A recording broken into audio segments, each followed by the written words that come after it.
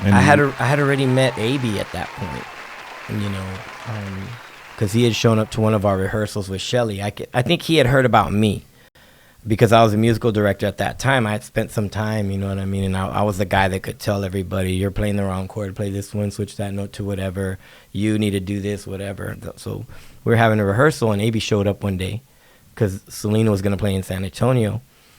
And so they came over to supposedly Selena to visit Shelly, and AB and Pete and Joe and Rick all came. And so I'm in the back room, kind of like what we're in right now, the band rehearsal, and the door opens, and in walks AB and the guys. And I stopped, we introduced ourselves, and I said, yeah, y'all keep going. So we did, we finished up what we were working on, and he says, hey, well, you know we're going to be playing, why don't y'all come out and check it out? I was like, here we go. All right, you know, it kind of seemed like he's going to swing his shit around and just, you know, come check it out. Mm-hmm. So we get, you know, that night, I'm like, yeah, we'll go. So that night, me and the guys from Shelly's band go, and dude, there was nobody there at Rosedale Park in San Antonio. And I was already a fan of theirs because Shelly wanted to cover a bunch of their songs. So I already knew a lot of their tunes, right, on guitar. But I remember distinctly walking up to the front of the stage because nobody's there, and I'm like there, like, you know, checking it out, and I'm listening, dude. I'm not. A lot of people might think that, well, of course you're gonna go up there and you're gonna check her out or whatever. But I was up there listening because they had this super powerful sound, and I was like, God, man, I got to get these guys to sound like that. You know what I mean? But they had all at the time, the modern equipment. Like, that was one thing I will say about Abraham is, like, he made sure that the guys had the equipment to compete with the sounds of Mas and La Mafia and all that stuff. You know, we didn't have that. And I noticed the difference immediately, you know, so. You felt the thump in your chest. Yeah, Suzette with the electric drums, Ricky's keyboard sound, Joe too. So then they finished their set, and I walked off, and my guys were in the back, right? So I go to the back of the park where the fence is, and we're standing there talking, and I notice AB walking by himself, but way off in the distance. So I keep talking.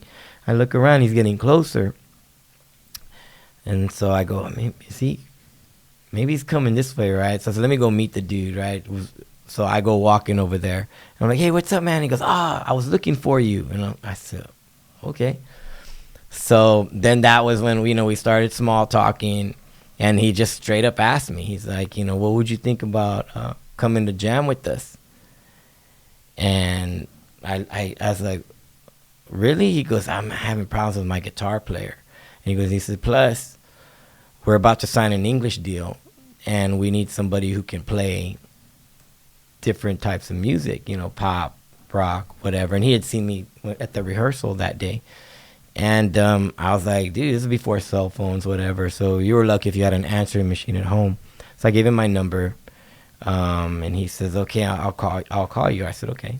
And that was it. I didn't hear anything about him. So all that stuff went down with Shelly and me recording with Albert, and, the shit hitting the fan. I end up getting kicked out of the band, or let go, I should say.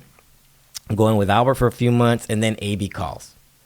So I had invested my time in Albert already, like seriously, as a songwriter and as part of the band and whatever. And I'm a pretty loyal guy. Yeah. So when I got the call for maybe, it kind of fucked things up. You know what I mean? Because I was like, shit, what do I do? Normally I would have been like, no, I can't do it. But I knew there was potential here. Yeah. And then you heard the sound.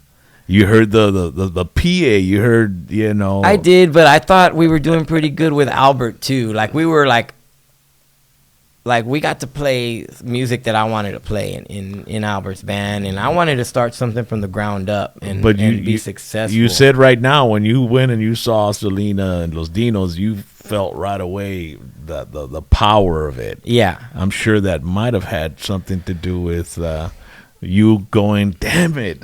Well, no, I had, it's like a fish on the end of a line on the hook. You only have so much fight in you before you start looking around and being like, am I the only one? Like, what? See, my thing was, and this is how I handled it. I will stick to a situation if everybody's in it and would do the same thing. And so I put it out there. I told my boy Rudy, he was the bass player that yeah, ended up with the Mafia. that we went to school together and everything. I ended up telling him we were driving back home after a gig. It was super late. We were kind of After a gig with who? Albert. Okay, so you were already playing, touring For with him. months, yeah. And we had just started. We hadn't just started, but we had started together. So I'm trying to keep this unit together, right? And I know that if I'm the one that leaves, that's a big part of that thing. Yeah. It's going to be gone. But I went and I was sitting in the back of the Suburban with Rudy, and I just said, hey, man, I got the call. I got a phone call from AB, and he's like, he wants to go play with him. I said, well, what would you do? And he says, I'd already be gone. And when he said that, in my mind, I was like, then fuck this. I'm not going to waste my time here anymore. Yeah. We got home, and I called him back, and I said, all right, so what's going on? He's like, I need you now. Everything happened fast after that. Man.